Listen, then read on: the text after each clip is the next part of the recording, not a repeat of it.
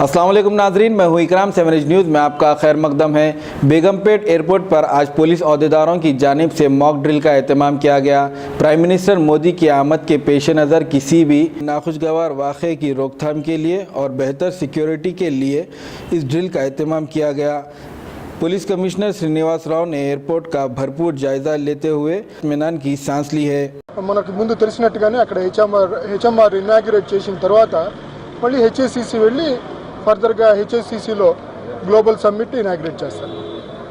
ఈ సందర్భంగా ఇవాళ ఎస్పీజీ అధికారులు ముఖ్యంగా ఇక్కడికి వచ్చారు. ఏఎస్ఎల్ జరిగింది.